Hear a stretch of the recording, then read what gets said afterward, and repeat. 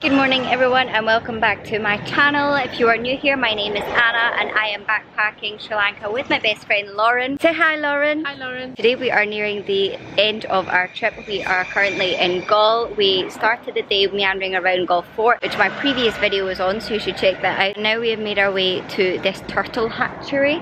What is it called? Mahamodara. Yes, Mahamodara Turtle Hatchery, and we're going to have a look at the turtles. I think they have on their website, they said they've got over 40 types of sea turtles, and hopefully we're going to release some baby turtles into the sea today. I've been looking forward to this day all week. I'm very excited. This is one of the top things I want to do in Sri Lanka.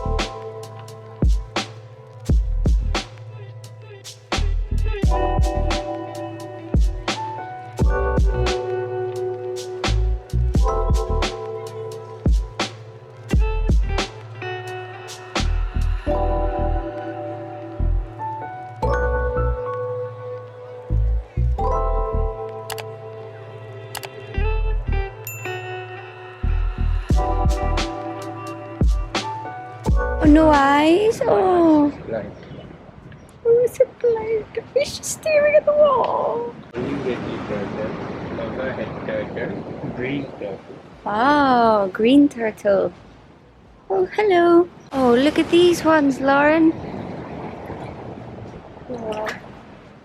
Oh, he's saying hello. Hello. Oxford turtle. Oxbell turtle, hello. We've just had a tour around the hatchery. They've all basically had like something wrong with them, like they've got like injured legs or arms or necks from like fishing boats and things like that. And the man says that they keep them here for about a month and try and give them some medicine, and then hopefully they can be released back into the wild. And I hope you will have seen they will also have a big vat of like little baby ones, and I think they were like basically newborn, so they're so cute. And turtles are just so beautiful, and it's so sad seeing them all with their injured legs and necks and everything, but hopefully they can be released into the wild quite soon because they're just beautiful. So the hatchery is quite small. We've already walked around it and the man's given us a little bit of information about the different types of turtles, and now he's just kind of left us to explore on our own. I hope that we get to release some. We're not entirely sure if we do, or I think there might be an extra charge if you want to release them. But we are paying 1,500 rupees to come to the hatchery, which I'm fine with because then you go and get all your money goes towards turtles and improving it. Like they've got a list of things that they want to repair about the hatchery. I'd be happy to help with that, but I think you do because we had to look at their Instagram. They've told us to look at their Instagram, and it says today you can bring baby turtles to sea for free with only the pay of the surcharge of the entrance fee. We messaged them on WhatsApp and they said come after 3 to release baby turtles, and it's 2:45. Maybe you should show the man the message. Yeah, it looks like an automatic response. Oh. Everyone messages. Oh. Maybe we don't get to release any baby turtles, but they're still so cute. So these are obviously the newborn ones. These ones I think are a few months old compared to the newborn ones. That's the list of things that they need help with.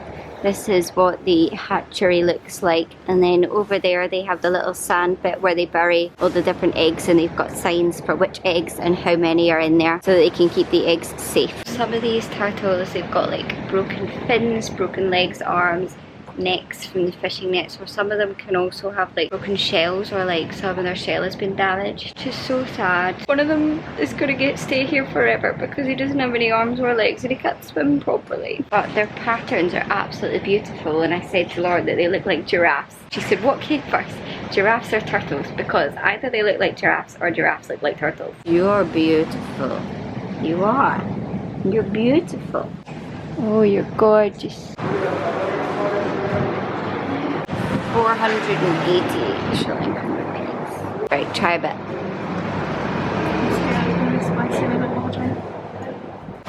You want it to be spicy? Oh, it's spicy, okay. Can I be spicy? No, it's okay. It's okay. It's okay. It's fine. Thank you. What does it taste like? This kind of usually like eggy noodles. Looks good. Like vegetable fried rice with noodles. Wow.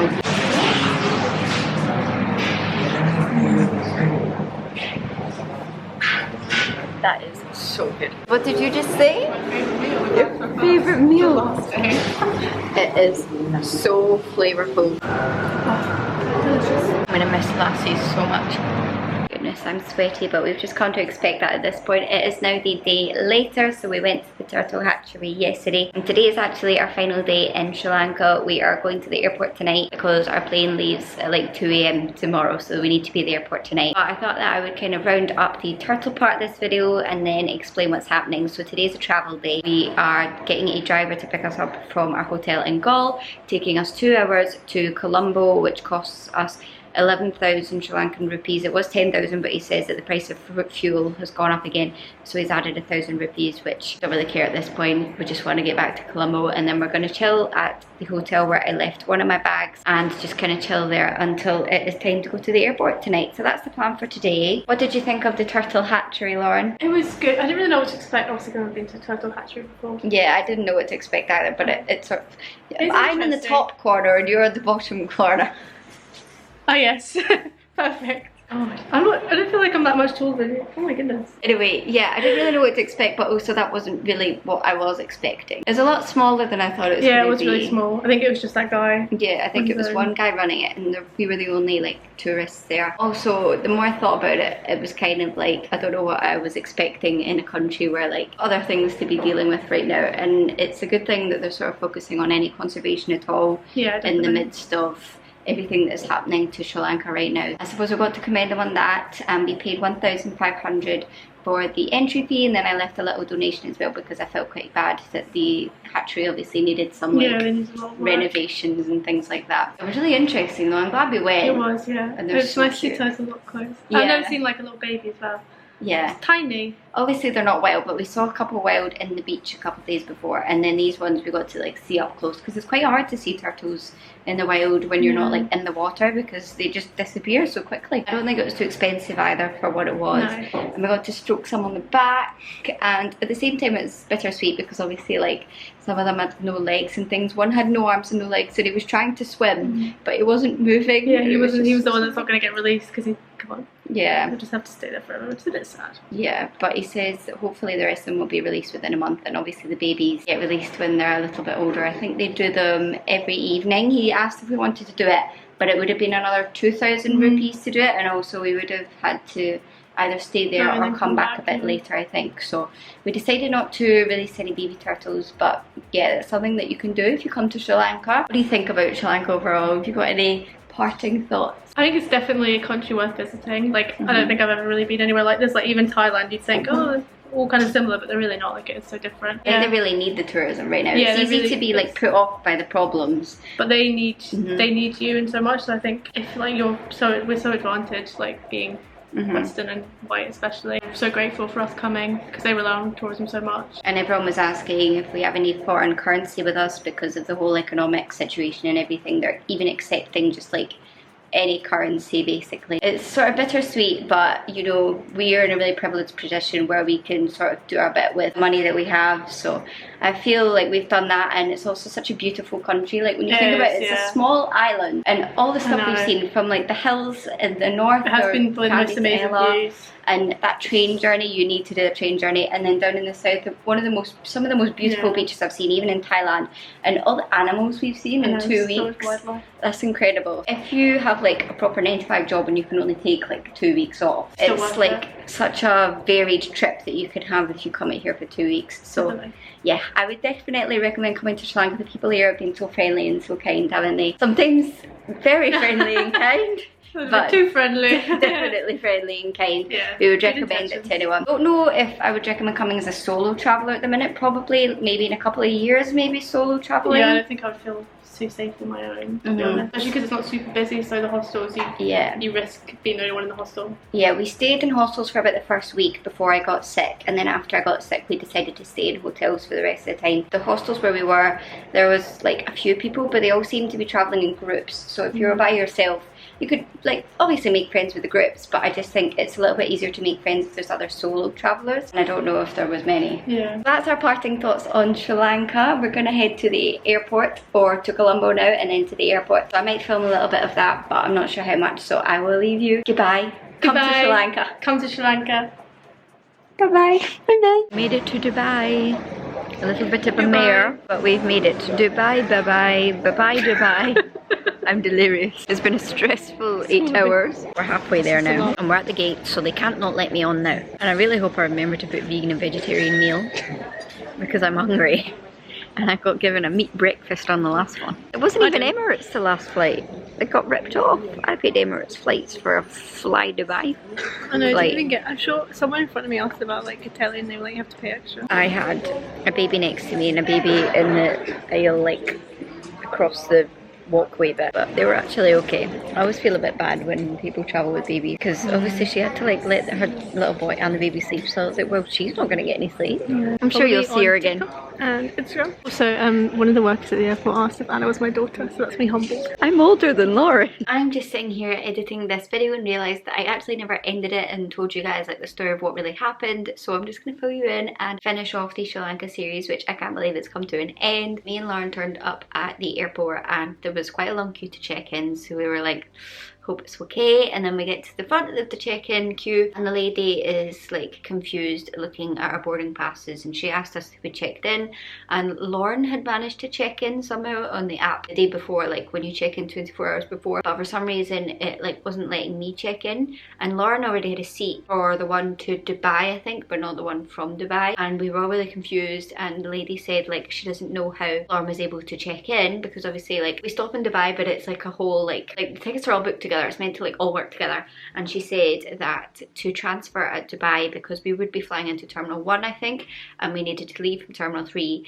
and they recommend 3 hours to transfer from Terminal 1 to Terminal 3. Our transfer time is like 2 hours 10 minutes. I was like, well, why have you given, like why were we given a 2 hour transfer time when they recommend 3 hours? And she was like, I don't know, I'm on the phone with Emirates right now because I booked all of it on Emirates, but to Dubai we were flying Fly Dubai, and then I think it would be Emirates from Dubai to Glasgow. Anyway, she was like on the phone to Emirates and I like couldn't work out why we had been given that like timing, but also I don't really know what like timing they were expecting us to have, because I was looking up flights to Glasgow like after because I was panicking, and there wasn't any other ones from Dubai for like another 48 hours, and we're like, oh my god, are we gonna have to like stay in Dubai, or like are we missing this Colombo flight? Like we don't know what's been going on, and it's really stressful, and like all this time is like taking up time where we need to get to the Colombo flight as well. So I'm stressing out and I'm like, oh my god, is Lauren gonna get on because she's managed to check in and I'm not? We were like looking up on Google like how people had transferred from Terminal 1 to Terminal 3 before in Dubai, and like I was texting my mum freaking out, and we were just all really worried and stressed. And the lady, I mean, I don't really know what she could have done, but she wasn't much help anyway. I still don't know how like that was possible, if that's a thing, but anyway, I didn't know whether to just try and miss it, because then it would be my own fault if I missed it. So I'm pretty sure I would have to buy another flight from Dubai if I missed it, because it would be my fault that I missed it. But we were like, do we just stay and book another flight, or do we just go for it and try? We decided to go for it and try it, and we checked in. Flight to Colombo was fine, but I spent some of it like just worrying about the next stage of the journey, which isn't great. So it's about 4 hours I think to Dubai from Colombo, and then we got to Dubai. I was really scared, and we like basically ran. You've got to get like a shuttle bus from one terminal to the other. The shuttle bus wasn't coming for 10 minutes and we were all queuing, and some people were going to Terminal 1 I think, but no one from the Dubai flight was coming to Glasgow. So it was like just me and Lauren. We did obviously manage to make it, but it was just really stressful. I don't think you need 3 hours. I would say 2 hours is fine. I don't know, I've never had that happen before, but I've never flew into a different terminal in Dubai than I'm leaving from. And then also when we got to Dubai, we went to the toilet and we were waiting at the gate, and I didn't have a boarding pass because I hadn't been able to check in, and the lady at Colombo told me to go and get it at Dubai because she wasn't even sure if I was going to make the flight obviously, so she wasn't going to give me a boarding pass if I didn't make it, I don't think. So I had to like go and tell them at this desk in Dubai, and I was like, oh my god, are they going to believe me? Like I don't know what's going on, like because I haven't checked in. But I walked up to the gate. They made me walk all the way to the gate instead of going to like the information desk. I was like, are the gate going to believe me? They gave me my boarding pass right as I like went on the plane all the way to the gate. And then we sat down at the gate and I realised that I'd left a poster that I bought in Sri Lanka in the toilet in Dubai airport. So I had to like run out of the gate. They had to like uncheck me from the plane. Like when you check in, they had to like uncheck me in. So I ran to the toilet, got it, came back, and then I had to like say to the gate people, I'm coming back in now, like you just saw me leave, and they had to like check me back in for the flight, which was also a bit stressful, but it was fine and we made it, and we even had like half an hour to spare at Dubai airport, which was quite fun. As you can see, I'm back now and I've been home about 6 weeks now just editing all the videos. There is plenty more videos to come. If anyone's got any questions about Sri Lanka or anything, feel free to leave them in the comments below. I've been getting some comments about the like political situation in Sri Lanka. I do want to say that we travelled there in April. I think it got a little bit worse after we left. The tourism board basically told tourists to leave because there was curfews and everything, and then me and Lauren thought, oh my god, I'm so glad we left when we did. I don't really know what the situation is right now, to be honest. I would say just keep an eye on things. Things can change really quickly, like for the worse or for the better. Most things didn't affect us. Like I feel really sorry for the Sri Lankans. There was just like some inconveniences, and then obviously when the tourism board is saying to get out, I think you should get out. I don't have all the answers. This is just our experience traveling in April 2022, and that's what happened to us. Like it was inconvenient, but it wasn't undoable. Sri Lanka is definitely one to keep on your list. So I hope you guys enjoyed this series. Give this video a thumbs up if you did, and don't forget to subscribe, as I will be back next time with more content for you. Bye guys!